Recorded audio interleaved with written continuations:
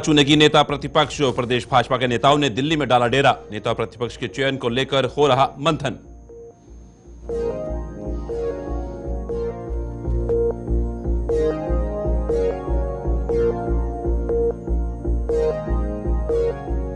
पटवारियों के लिए सांबा प्रशासन जारी ने किया आदेश। सप्ताह में 4 दिन पटवार हल्के में बैठने के दिया आदेश। लोगों की शिकायतों के बाद प्रशासन ने जारी किया आदेश।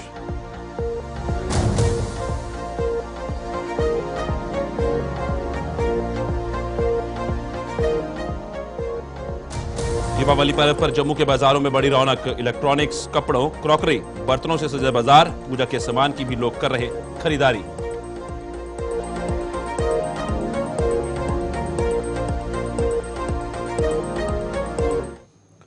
नमस्कार, जम्मू कश्मीर की खास खबरें देखने हैं आप सब। मैं हूं आपके साथ साहिल किरनी। शुरुआत करेंगे कुछ खास और अहम खबरों की। जम्मू कश्मीर में भारतीय जनता पार्टी अभी तक नेता प्रतिपक्ष विधायक दल का नहीं चुन पाई है। नेता और डिप्टी स्पीकर के पद के नाम पर सहमति नहीं बना पाई है। अब बताया जा रहा है कि दीपावली के बाद इन सभी पदों पर भाजपा अंतिम मोहर लगा सकती है। विपक्ष के नेता का पद विधानसभा ने बड़ी अहमियत रखता है। विपक्ष के नेता को कैबिनेट का दर्जा दिया जाता है, लिहाजा इस पद को लेकर बड़े कदावर नेता लाइन में हैं।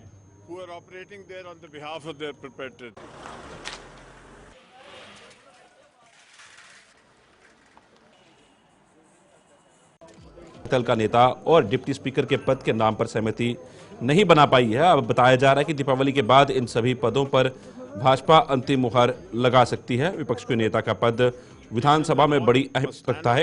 विपक्ष के नेता को कैबिनेट का दर्जा दिया जाता है, लिहाजा इस पद को लेकर बड़े कदावर नेता लाइन में हैं।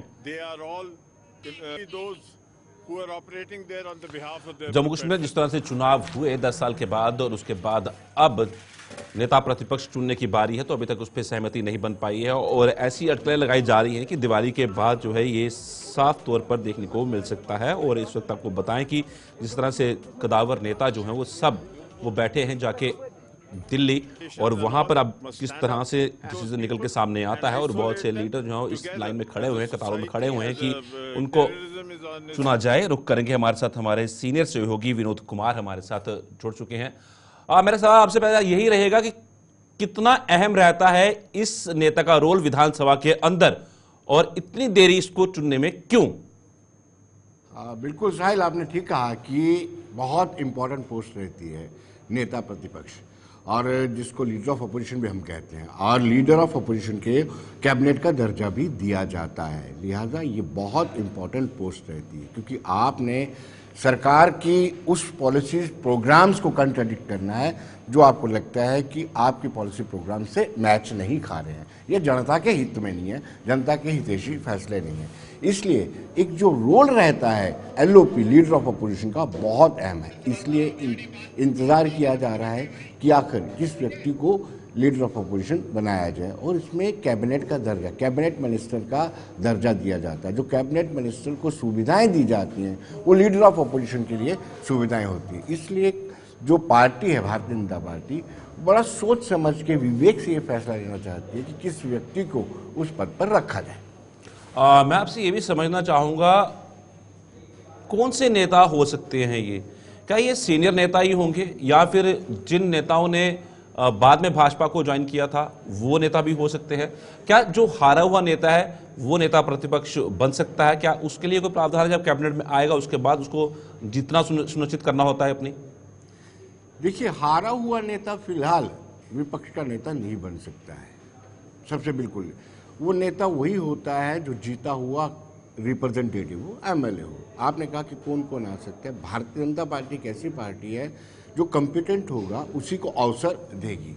यूँ तो बहुत सारे नाम चल रहे हैं, सुनील शर्मा का नाम चल रहा है, देवेंद्र राणा का नाम चल रहा है, और साथ साथ में 7 हमारे आरक्षित सीटों से जीत करके 80 एमएलएज आए हैं, और ये माना भी जा रहा है कि कहीं ना कहीं भाजपा के प्रति एससी कम्युनिटी की नाराजगी देखने को मिली थी, लेकिन उसके बावजूद एससी कम्युनिटी के सातों सीटों पर भारतीय जनता पार्टी ने अपनी मोहर लगाई है। लिहाजा हो सकता है कि सरकार इस समीकरण को देखते हुए किसी एससी को भी नेता प्रतिपक्ष बना सकती है। बहुत सारे समीकरण देखने के बाद ही भारतीय जनता पार्टी का शीर्ष नेतृत्व जो होता है वो फैसला लेता है। हर एक पहलू को मिन्यूटली चेक करने के बाद इस तरह के फैसले लिए जाते हैं। डिप्टी स्पीकर की बात करता हूं तो डिप्टी स्पीकर कितनी बड़ी इंपॉर्टेंट रोल जो वो प्ले करता है विधानसभा के अंदर, क्या ऐसी कोई पोस्ट भी है या इसको क्रिएट किया जा रहा है? डिप्टी स्पीकर पोस्ट रहती है, आपने देखा भी होगा कि जो लोकसभा में भी इस तरह की डिमांड उठ रही थी, तो डिप्टी स्पीकर इस पार्टी का होना चाहिए, फलान पार्टी का होना चाहिए।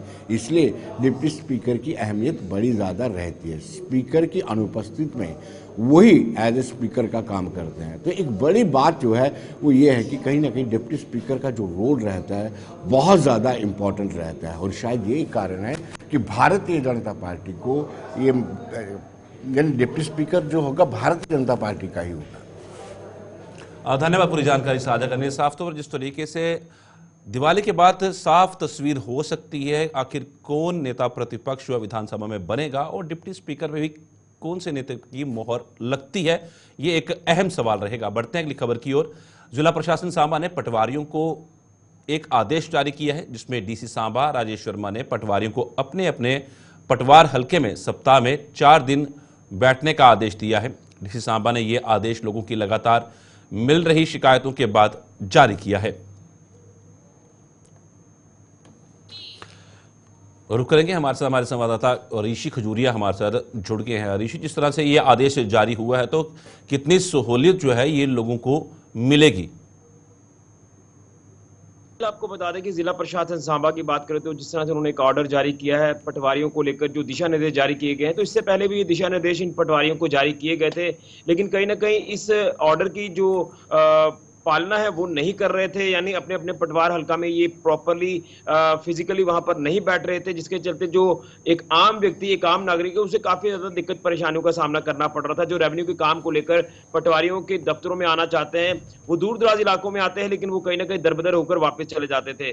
तो उसी को लेकर लगातार शिकायतें प्रशासन को मिल रही थी। इससे पहले भी जो डीसी आए उन्होंने भी अपने अलग अलग ऑर्डर्स जो वो जारी किए, कहीं ना कहीं कुछ समय के लिए ऑर्डर्स को फॉलो किया जाता रहा, लेकिन उसके बाद भी कहीं ना कहीं शिकायतें लगातार मिलती रही। ये नदारद रहते हैं अपने अपने ऑफिस से, अपने अपने पटवार हल्का से। उसी को लेकर डीसी सांबा राजेश शर्मा जी ने अपनी पावर्स का इस्तेमाल करते हुए यहाँ पर डेज निर्धारित कर दिए हैं, एक टाइम टेबल मेंशन कर दिया कि हफ्ते में 4 दिन इनको बैठना ही बैठना है अपने पटवार हल्के में, ताकि जो इनकन्वीनियंस लोगों को पेश आ रही है वो इनकन्वीनियंस दोबारा से पेश ना आए, जिसमें सोमवार, मंगलवार, वीरवार और शुक्रवार ये 4 दिन निर्धारित किए गए हैं। इसी के साथ जो कंसर्न एसडीएम्स हैं या फिर कंसर्न तहसीलदार हैं, उनको ये कहा गया है कि इस ऑर्डर को जो है वो फौरी तौर पर इंप्लीमेंट किया जाए और इसको सख्ती से इस ऑर्डर को जो वो इंप्लीमेंट किया जाए। इसी के साथ उनकी तरफ से ये भी कहना है कि डीसी साहब ने जो अपने दिशा निर्देश जारी किए हैं कि जो 10 दिन जो है माफ करिए, हफ्ते में 10 जो पटवार हल्के हैं वहां पर जाकर पूरी इंस्पेक्शन की जाए, कामकाज देखा जाए कि किस तरह से कामकाज चल रहा है। तो ये पटवारियों को इस ऑर्डर को जो है वो स्ट्रिक्टली फॉलो करने की काफी ज्यादा जरूरत है, ताकि लोगों को, देखिए प्रशासन होता है आम व्यक्ति के लिए, आम नागरिक के लिए, सरकार होती है आम व्यक्ति आम नागरिक के लिए। अगर आप जो लोग हैं वही अगर आपसे अप्रोच नहीं कर पाते हैं, उनको दिक्कतें पेश आती हैं, तो फिर प्रशासन और सरकारों का फायदा क्या है? उसी को लेकर कहीं ना कहीं जब ये शिकायतें मिली हैं तो उसको लेकर फौरी तौर पर यहाँ पर काम किया गया है डीसी सांबा राजेश शर्मा जी की तरफ से, और रेवेन्यू विभाग के जो कंसर्न ऑफिशियल्स हैं उनको भी साथ लेकर ये ऑर्डर जारी किया गया है और उनको ये कहा गया कि आप स्ट्रिक्टली इस ऑर्डर को जो है इंप्लीमेंट करवाएं, ताकि लोगों को परेशानियां जो झेलनी पड़ रही हैं वो परेशानियां झेलनी ना पड़े। अब देखना यह कि किस तरह से ये जो पटवारी हैं ये जिला सांबा के जो अलग अलग पटवार हल्का में बैठते हैं, अब किस तरह से काम करते हैं, कितनी लोगों को सहूलियत मिलती है, ये देखने वाली बात है। बिल्कुल, ये एक अहम सवाल रहेगा ऋषि, किस तरीके से सहूलियत लोगों को होती है। पर इन सबके बीच में एक बात यह भी आती है, जिस तरह से लोगों की शिकायतें रही हैं, हमेशा पटवारी जो है अपने ड्यूटी से नदारत दिखते थे, तो पटवारियों की इस पर क्या प्रतिक्रिया निकल के सामने है? क्या उनसे कुछ बातचीत हो पाई है? वो इस फैसले से कितना खुश हैं? देखिए कहीं ना कहीं सवालों के घेरे में हमेशा से ही पटवारी रहते हैं। हालांकि वो भी अपनी तरफ से अपना जो पक्ष है वो रखते नजर आते हैं कि हमें प्रशासन की तरफ से या सरकारों की तरफ से जब भी कोई असाइनमेंट जारी की जाती है तो उस असाइनमेंट को भी वो कहीं ना कहीं निभाते नजर आते हैं। खासतौर पर जब कोई एक्टिविटी हो या कोई ड्राइव चलानी हो तो पटवारी आपने अक्सर देखा होगा कि प्रशासन के साथ रहते हैं, रेवेन्यू विभाग के अधिकारियों के साथ रहते हैं। लेकिन कहीं ना कहीं रेवेन्यू के काम ऐसे होते हैं कि कहीं साइट की विजिट करनी पड़े तो ऑब्वियस सी बात है कि वो अपने पटवार हल्का में प्रेजेंट नहीं रह सकता। तो इस तरह से चीजें हैं। हालांकि कोई भी पटवारी अभी तक अपनी प्रतिक्रिया जो वो जारी नहीं किए हैं, लेकिन कहीं ना कहीं ये जो ऑर्डर है आपके ऊपर ये बंदिश नहीं है। आपको 4 दिन दिए गए हैं कि कम से कम 4 दिन आप अपने पटवार हल्का में बैठे, ताकि लोग, देखिए लोग तो रोज आएंगे, लोग डेली बेसिस पर आते हैं और कहीं ना कहीं जब अप्रोच में नहीं आते हैं पटवारी, उसके बाद ये लोग जो वो शिकायत ऊपर हायर अथॉरिटी से करते हैं, उसके बाद ये तमाम चीजें जो वो ग्राउंड पर हमें देखने को मिलती है। लेकिन उम्मीद करेंगे कि जो पटवारी जो बाकी काम है वो तो करते रहेंगे, लेकिन कम से कम लोगों का जो एक परेशानियों का सामना जो लोगों को करना पड़ता है उससे भी लोगों को राहत जो वो पटवारी दिलाएंगे। देखिए एक चेन होती है, जब आप छोटे रेवेन्यू के काम कोई करेंगे उसमें पटवारियों की प्रेजेंस जो वो रहती है। कोई भी निशानदेही करवानी है किसी जगह की या किसी कहीं पर नक्शा पास कराना है, इस तरह से चीजें रहती हैं जिसमें पटवारियों की प्रेजेंस जो वो काफी रहती है। हालांकि कई ऐसे काम है जो इन तमाम पटवारियों को करने पड़ते हैं, ऑफिशियल जो भी आपके दायरे में काम रहते हैं, लेकिन उसके चलते भी कई काम ऐसे हैं जो कहीं ना कहीं छूट जाते हैं और उससे पब्लिक को इनकन्वीनियंस होती है। मुझे लगता है कि तमाम कामों को जो है वो एक पाइपलाइन में डालकर लोगों को भी सहूलियात मिले और रेवेन्यू के काम ना रुके, इसको लेकर इस तरह से काम करने की काफी ज्यादा जरूरत है आने वाले दिनों में पटवारियों को। एक मेरा आखिरी सवाल रहेगा, जल्दी इसका जवाब दें, मेरा समय कम है। ऋषि, जिस तरीके से पटवार हल्के में पटवारी जब रहेगा 4 दिन, तो वो मौके का मुआयना किस तरह से कर पाएगा? आखिर उसके लिए भी कुछ ना कुछ निकालना चाहिए, कोई ऑर्डर निकालना चाहिए, एक चुनौती जो वो रहेगी हमेशा पटवारी के लिए। देखिए 2 घंटे का समय आपको देना है अपने पटवार हल्का में डेज के हिसाब से। जिस तरह से 4 दिन आपको निर्धारित किए गए हैं उसमें 10 से 12 बजे तक आपको 2 घंटे देने हैं। उसके बाद आपके पास पूरा दिन पड़ा हुआ है, आप अपनी साइट पर जा सकते हैं, आप अपने किसी भी जगह पर जाकर आपने किसी और पर्टिकुलर एरिया का विजिट आपने करना है, तो उसके लिए आपके लिए पूरी तरह से जो एक सिस्टम है वो टाइम शेड्यूल जो वो आपको मेंशन कर दिया गया। मुझे लगता है कि किसी की तरह की कोई परेशानी जो है उनको नहीं आनी चाहिए। धन्यवाद ऋषि पूरी जानकारी साझा करने के लिए। जिस तरह से अब पटवारियों के लिए एक आदेश जारी हुआ, आप देखते हैं किस तरीके से कामकाज अब होगा जमीनी स्तर पे। फिलहाल वक्त तो चला छोटे से ब्रेक का, जल्द लौटते हैं वापस।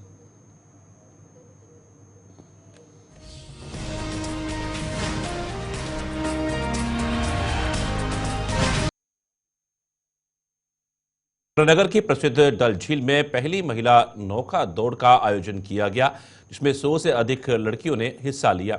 खास बात यह रही कि इस कार्यक्रम में हर आयु वर्ग की महिलाओं ने प्रतिभाग किया। इस कार्यक्रम का मुख्य उद्देश्य फिटनेस का संदेश तो है ही साथ यहां से 75 लड़कियों का चयन किया जाएगा, जिन्हें राष्ट्रीय जल खेलों के लिए तैयारी करने का मौका मिलेगा। इस दौरान लड़कियां काफी उत्साहित नजर आई, कार्यक्रम में शामिल हुई। प्रतिभागियों ने कहा कि भविष्य में भी ऐसे खेलों का आयोजन होना चाहिए ताकि वे अपनी हुनर का दिखा सके। इस मौके पर कई गणमान्य लोग भी मौजूद रहे।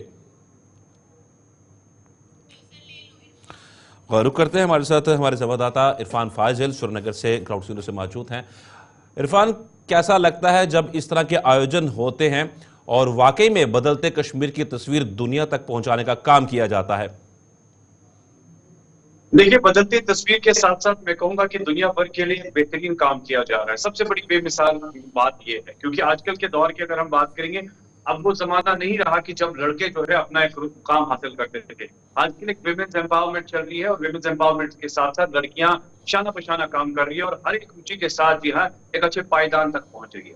तो जैसे कि आज आपने देखा कि जिस तरीके से झीले डल में ये बड़ी खूबसूरत पहचान बन के सामने नजर आई, जिसमें आज पहली बारी एक इतिहास रचा गया है, क्योंकि ये वो लड़कियां हैं जो घर बैठे हुआ करती थी, जो घर से बाहर नहीं निकलती थी। और वाटर स्पोर्ट्स महकमे की तरफ से ये इनिशिएटिव था कि इन्हें बाहर लाया जाए, इनमें जो काबिलियत है, इनमें जो हुनर है, वो दुनिया भर तक उस तस्वीर को पहुंचाया जाए। और उसमें एक बेहतरीन इनिशिएटिव जो है एक ऐसे शख्स ने लिया है जो नासिक से ताल्लुक रखते हैं, मिस्टर चतुर्वेदी, जिनका मानना है कि मैं वाहिद एक ऐसा शख्स हूँ जिसे कश्मीर के साथ तो लगाव है ही है, मगर यहाँ के एम्प्लॉयमेंट के लिए मैं कुछ करना चाहता हूँ। उसकी एक खूबसूरत मिसाल यह है कि गुरेज में उस शख्स ने गुरेज को टूरिज्म के मैप पर लाया। और आजकल के टाइम में गुरेज को लोग पहचानते हैं, जानते हैं, क्योंकि जब उन्होंने वहां पे स्नो क्रिकेट इंट्रोड्यूस किया तो कह सकते हैं एक बड़े पैमाने पर टूरिज्म को बढ़ोतरी भी मिली। तो साथ साथ जहां तक आज की इस रेस का ताल्लुक है, इसमें जो दो बहनें जो आज की इस रेस की जो विजेता रही, उन्हें 15,000 रुपए से नवाजा गया, यानी कैश प्राइज। और साथ ही साथ एक टेक्निकल कोर्स के साथ इस प्रोग्राम को अंजाम दिया गया। इसमें जो बाकायदा तौर पर 20 ऐसे कैंडिडेट्स हैं जिनकी एक रुचि और हुनरमंदी देखी गई है, जिनको एक बाकायदा तौर पर ट्रेनिंग मिलेगी और आने वाले टाइम में जितने भी लेवल ऑफ मार्क्स कॉम्पिटिशन रहेंगे उनमें मौका मिलेगा। यानी कह सकते हैं एक साइड से अनएम्प्लॉयमेंट का जो मसला है वो एम्प्लॉयमेंट में तब्दील हो रहा है, दूसरी जानिब लड़कियों को शाना बशाना जिस तरीके से रुचि के साथ आजकल काम कर रही है। अब डल झील के साथ ये वो लड़कियां हैं जो वहां इर्द गिर्द रहती तो है मगर घर से कभी बाहर नहीं निकलती थी, मगर एक बड़े हाँ बिल्कुल प्लेटफॉर्म पर इरफान, मैं इसे इसी लाया सवाल गया। पे आने वाला हूँ। इरफान, जिस तरीके से साफ तौर पर देखा है काफ़ी तादाद में लड़कियां बाहर निकल के आई, फीमेल्स बाहर निकल के आई हैं। एक ज़माना जब फतवे जारी कर दिए जाते थे, तो किस तरह का उत्साह इन लड़कियों के अंदर दिखा, इन फीमेल्स के अंदर दिखा? देखिए, एक जमाना वो भी था जब खास तौर पर कश्मीर में लड़कियों को घर में ही बिठाया जाता था, पढ़ाया लिखाया भी नहीं जाता था। और आजकल वो जमाना है जबकि लड़कियां रेस में इतनी आगे जा रही है, पढ़ लिख कर डॉक्टर, इंजीनियर, साइंटिस्ट और बड़े पायदान पर पहुंच चुकी है। जब इन लड़कियों ने भी देखा कि इनको एक नई ट्यूबिंग मिली है, एक नया माहौल मिला है, इनकी रुचि बढ़ गई, इनका लेवल ऑफ सेंस बढ़ गया। इन्होंने कहा कि नहीं, अब हम आने वाले टाइम में इंटरनेशनल कॉम्पिटिशन में भी पार्टिसिपेट करेंगे। और जिन दो बहनों ने जीता है वो ऑलरेडी चैंपियन रह चुकी हैं स्विमिंग को लेकर, या कह सकते हैं कि कैप्टन रह चुकी हैं अपनी टीम को लेकर। उनमें नो डाउट शर्म हया तो यहाँ बहुत ज्यादा है, मगर साथ ही साथ जबकि खेल के हवाले से एंड्योरेंस, फिटनेस या सीटीएस को लेकर मैं बात करूं, ये सारी चीजें आजकल की एक लड़की में दिखाई देती है, जिसकी काबिल तारीफ आज की ये रेस है और काबिल तारीफ ये खूबसूरत सा इवेंट। धन्यवाद इरफान, पूरी जानकारी साझा करने के लिए। वाकई में बदलते कश्मीर की तस्वीर जो है ये दिखाई दे रही है, जिस तरीके से वहाँ पर लड़कियों ने बढ़ चढ़ कर भाग लिया है नौका दौड़ के अंदर, और काफ़ी उत्साह जो वो देखा जा रहा था।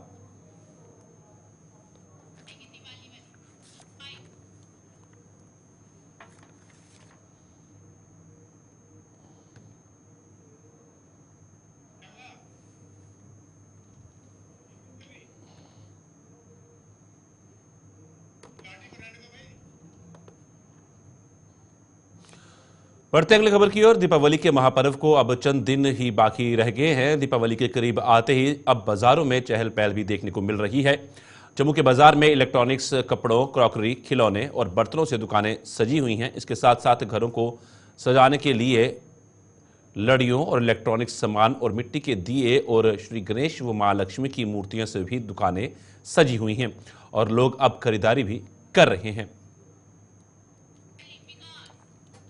रुक करते हैं, हमारे संवाददाता विकास हमारे साथ जुड़ गए हैं। विकास, किस तरह का उत्साह लोगों में देखा जा रहा है दीपावली के पर्व को लेकर, और धनतेरस को लेकर खासतौर पर काफ़ी खरीदारी लोग करते हुए नजर आते हैं, तो किस तरह का उत्साह लोगों में देखा जा रहा है? सुरक्षा के मद्देनजर से किस तरह से व्यवस्थाएं जो है वो पुलिस प्रशासन द्वारा की गई हैं? जी साहिल, आपको बता दें कि जैसे कि त्योहारों का जो सीजन है वो इस वक्त शुरू हो चुका है। नवरात्रों के बाद जो है त्योहार शुरू हो जाते हैं, और वो बता दें कि जैसे 31 और पहली तारीख के बीच में असमंजस की स्थिति बनी हुई है कि तारीख का भी पता नहीं चल रहा है कि लोगों को कि 31 को है दीपावली या पहली को है। लेकिन अभी आपको बता दें कि 31 तारीख को जो है वो दीपावली जो है पूरे भारतवर्ष में बनाई जा रही है, और काफी खास जो है इस बार जो है वो त्योहार आने वाला है, क्योंकि जब जो है अयोध्या में जो श्री राम मंदिर का निर्माण हुआ था उसके बाद जो है काफी ज्यादा जो है उत्सुकता जो है लोगों में देखी जा रही है। जम्मू कश्मीर में भी इसकी भव्य तैयारी जो है वो की गई है, और जम्मू कश्मीर के लोग भी जो है इस वक्त जो है काफी ज्यादा दिवाली को लेकर जो है उत्सुक है और तैयारियां की हुई है। आपको बता दें, इस वक्त हम आपको विजुअल दिखा दें, हमारे सामने आप देख सकते हैं किस तरीके से यहाँ पे आप दुकान में देखिए किस तरीके से जो घर में सामान जो है सजाया जाता है। दिवाली पर जो है लोग काफी ज्यादा जो है तैयारियां करते हैं घर पे जो है। अगर हम दियों की बात करें, दीपावली में जो है दीप जला के जो है फ्लोटिंग दिए जो है मार्केट में उपलब्ध करवाए जा रहे हैं। अब विजुअल्स आपको दिखा दें, यहाँ पे आप देख सकते हैं हमारे पीछे किस तरीके से ये लड़िए हैं, हार हैं जो माता लक्ष्मी जी को जो है चढ़ाया जाता है, और सारे विजुअल्स आपको दिखा दें। ये सारे यहाँ पे जो है दीवे हैं, और घर पे जो है गिफ्ट आइटम की बात करें वो जो है दीपावली पर जो है वो लोगों को प्रेजेंट की जाती है, और ये सारा सामान जो है इस वक्त मार्केट में जो उपलब्ध करवाया जा रहा है। और आपको इलेक्ट्रॉनिक आइटम की बात करें, पूरा बाजार जो है वो सजाए गए हैं दीपावली पर, और काफी ज्यादा आकर्षित जो है मार्केट जो है देखने को मिल रही है। लोग जो है इस वक्त जो है खरीदारी करने के लिए जो है लोग जो है घरों से बाहर निकले हुए हैं, क्योंकि 2 दिन के बाद जैसे कि धनतेरस की बात करें, धनतेरस का त्योहार है, और धनतेरस पर जो है लोग जो है सामान जो है वो लेते हैं, लोगों एक दूसरे को जो है गिफ्ट करते हैं। और इस वक्त आप फिर से हम आपको बता दें, यहाँ पे आप देख सकते हैं, हम आपको थोड़ा सा नजर डालेंगे। यहाँ पे आप देख सकते हैं किस तरीके से मार्केट में फ्लोटिंग दिए को लेकर, जहाँ पे आप देख सकते हैं ये दुकानदार है, इन्होंने सारी मार्केट जो है सजाई है। और ये सामने विजुअल्स आपको दिखा दूं, ये दिवे हैं जो कि फ्लोटिंग है और काफी ज्यादा सुंदर सुंदर आइटम, जैसे हम आपको बता दें इस वक्त मार्केट में जो है वो मिल रही है। ग्राहक की बात करें, कस्टमर जो है वो जो है इस वक्त जो है खरीदारी करने के लिए जो है वो निकले हुए हैं। और ये विजुअल्स हम आपको बता दें, काफी ज्यादा जो है जैसे कि 2 दिन के धन्यवाद विकास, पूरी जानकारी साझा करने। जिस तरह दीपावली का पर्व आने वाला है कुछ ही दिनों के अंदर और उत्साह लोगों में काफी देखा जा रहा है, हर कोई तैयारी में लगा हुआ। धनतेरस है, उस पर लगातार लोग जो है वो खरीदारी करते हुए नजर आते हैं। बढ़ते हैं अगली खबर की ओर। जम्मू कठुआ सांबा के डीआईजी शिव कुमार शर्मा ने जिला कठुआ का दौरा किया। अपने दौरे के दौरान उन्होंने सुरक्षा व्यवस्था की समीक्षा की। इस दौरे का उद्देश्य सुरक्षा कर्मियों की तत्परता और सुरक्षा व्यवस्था की प्रभावशीलता का मूल्यांकन करना और सुरक्षा कर्मियों की सतर्कता का आंकलन करना था। डीआईजी ने सीमा क्षेत्र के साथ साथ राष्ट्रीय राजमार्ग में सुदृढ़ीकरण या सुधार की आवश्यकता वाले क्षेत्रों की पहचान करने को लेकर भी निर्देश दिए। इसके अलावा उन्होंने सुरक्षा को बढ़ाने और बॉर्डर पुलिस चौकियों को मजबूत बनाने की आवश्यकताओं का भी जायजा लिया। उन्होंने मौके पर ही अधिकारियों को उचित निर्देश भी जारी किए। डीआईजी शिव कुमार शर्मा ने कठुआ बाजार का भी दौरा किया और पुलिस द्वारा की गई सुरक्षा व्यवस्था की समीक्षा की। इस अवसर पर उन्होंने कहा कि आईबी पर सुरक्षा व्यवस्था को लेकर पुलिस और सीमा सुरक्षा बल के बीच लगातार बैठकें हो रही हैं और वीडीसी को भी अलर्ट कर दिया गया है। लिया जा रहा है। देखिए, अभी जो प्रेजेंट सिक्योरिटी सिनेरियो जैसे हम देख रहे हैं, उसको देखते हुए हमारे सभी जो टाउन्स हैं और हमारे जो बॉर्डर एरिया है, सभी जितनी सिक्योरिटी एजेंसी हैं, इसमें बीएसएफ, सीआरपीएफ, सभी को हम आपस में लाइजन कर रहे हैं ताकि जो चैलेंजेस हैं उनको मीट किया जाए और हम सब एक ही पेज पर रहें। और सिविलियन के साथ भी हमारा जो सिटीजन्स हैं सबसे मीटिंग हो रही है। बॉर्डर एरिया में जितने भी विलेजेस हैं सभी में हमारे SHOs, SDPOs मीटिंग कर रहे हैं ताकि लोगों को अवेयर किया जाए। कहीं भी अगर कोई सस्पेक्टेड पर्सन दिखता है, कोई ऐसी कोई एंटी नेशनल एक्टिविटी देते हो, सो तुरंत जो है पुलिस को इन्फॉर्म करें। हमारे नंबर भी सभी शेयर की जा रही है। और अभी फेस्टिवल सीज़न है तो लोगों से भी हम ये कहेंगे कि कोई लावारिस, कोई आर्टिकल या किसी किस्म की कोई अगर आपको इन्फॉर्मेशन मिलती है, कोई सस्पेक्ट हो जाए, कोई गाड़ी बड़ी देर से कहीं खड़ी है तो हमें इन्फॉर्मेशन दें। इसके साथ साथ सोशल मीडिया पे भी हम सख्ती से डील कर रहे हैं। कोई र्यूमर्स या कोई एंटी नेशनल कोई ऐसे कर रहा है तो उसके साथ सख्ती से डील किया जाए। सभी निर्देश इसमें दिए जाए। अभी हमारे DGP साहब नलिन प्रभात साहब की तरफ से डायरेक्शन है कि यहाँ भी हमारे सेंसिटिव प्लेसेस हैं, यहाँ पर वाइट इंस्टॉलेशन है, उनकी सिक्योरिटी रिव्यू किया जाए। आर्मी और CRP की जो KOTs हैं उनको मोबिलाइज किया जाए और किसी किस्म का कोई चैलेंज जो है उसको काउंटर किया जाए। और हमारी जो JNK पुलिस है, किसी भी किस्म के अटैक या कहीं अगर फिदाइन अटैक होता है उसको मीट करने के लिए हम चैलेंज है।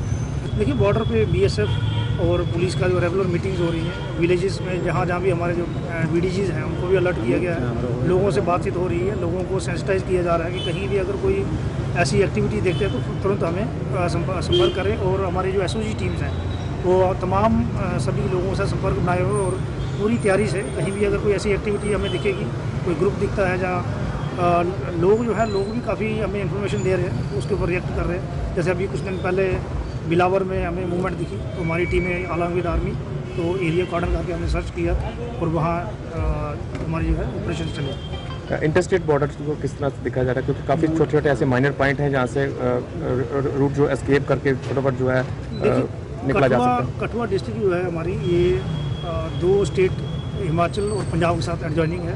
पंजाब के साथ जितने भी हमारे नाके हैं वहाँ पर हमारी पुलिस पोस्टें हैं वो मुस्तैदी से काम कर रही हैं। वहाँ चेकिंग चल रही है, कोई भी गाड़ी है तो चेक किया जा रहा है। और पंजाब पुलिस के साथ भी हमारा कंटिन्यू लाइसेंस बना है। वहाँ की जो BSF है उनके साथ भी हमारा कंटिन्यू संपर्क में है।